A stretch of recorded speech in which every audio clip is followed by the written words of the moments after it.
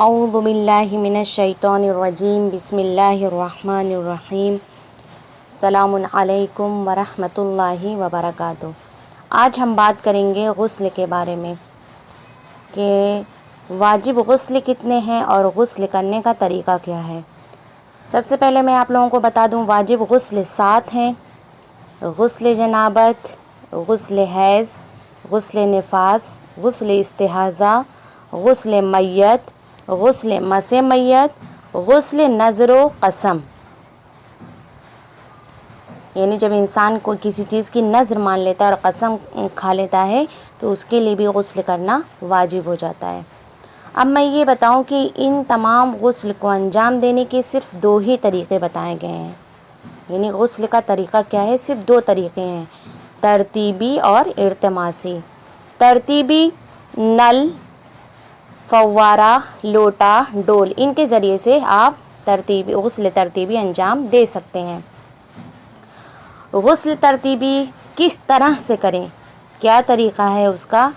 सबसे पहले आप अपने बदन को निजासत से पाक कर लेंगे। जब बदन निजासत से पाक हो जाएगा फिर उसके बाद नियत करेंगे। नियत करने के बाद सर और गर्दन धोएं। इस तरीक़े से धोएं कि सर और गर्दन पूरा यानी पानी पहुंच जाए खाल तक। फिर दायां शाना धोएं और बायां शाना धोएं और इस तरह से आप धोएंगे कि पानी जिस्म तक पहुंच जाना चाहिए, पूरे खाल तक पहुंच जाना चाहिए।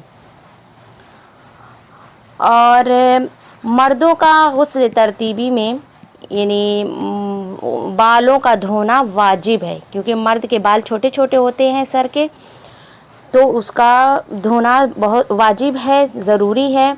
लेकिन औरतों के क्योंकि लंबे बाल होते हैं, अगर धोती है तो कोई हरज नहीं है, अच्छी बात है कि सारे बाल धो डाले।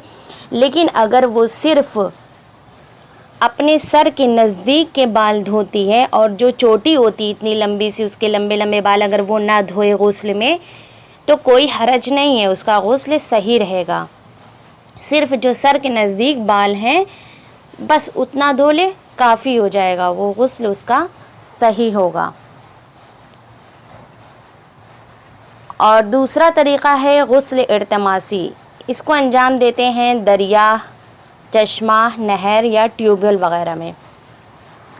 इस गुस्ल करने का तरीक़ा ये है कि इंसान वैसे ही बिल्कुल अपने बदन से निजासत को दूर करे, फिर उसके बाद नियत करे और नियत करने के बाद वो डुबकी लगाए। जब पानी के अंदर डुबकी लगाएगा और जब उसके तमाम जिस्म यानी पूरे बदन तक पानी पहुंच जाए और जब वो पानी से बाहर निकलेगा तो उसका गुस्ल बिल्कुल सही रहेगा, काफ़ी है ये गुस्ल सही रहेगा। ये भी बताती चलूँ, लोग सवाल करते हैं कि गुस्ल की नियत कैसे की जाएगी।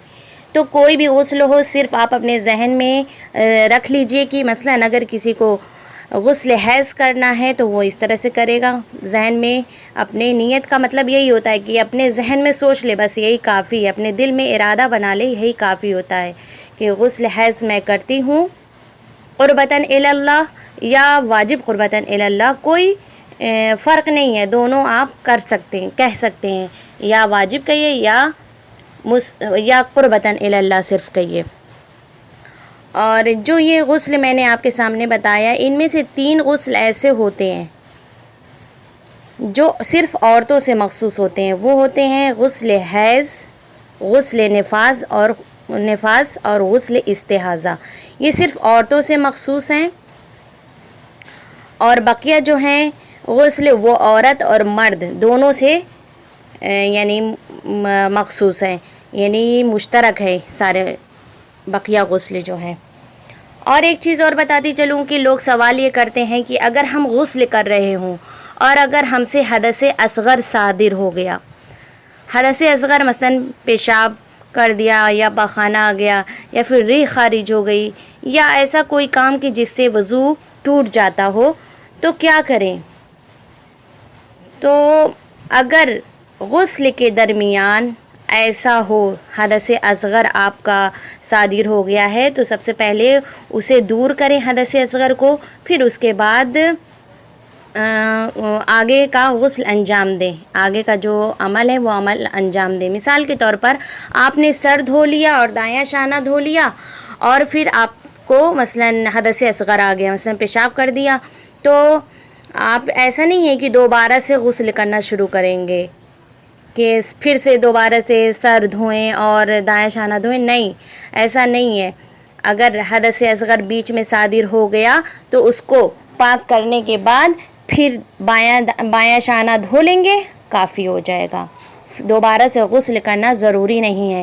یا ایک مثال اور میں دوں کہ آپ غسل کر رہی ہیں اور غسل کے درمیان کوئی آپ کو آواز دے کہ فلاں صاحب جو ہے آپ کو بہت جلدی بلا رہے ہیں اور آپ جو ہے آپ کی بہت زیادہ ضرورت ہے، اور آپ نے ابھی سر دھویا ہے، نہ دایاں شانہ دھویا اور نہ ہی بایاں شانہ دھویا، صرف سر اور گردن دھویا ہوا ہے، تو آپ چھوڑ دیجئے غسل چھوڑ کر اور آپ جائیے اس شخص سے جو بھی آپ کو بلا رہے ہیں اس سے مل کر آئیے، اور اس کے بعد دایاں شانہ دھوئیے، بایاں شانہ دھوئیے، اس طرح سے آپ کا غسل صحیح رہے گا۔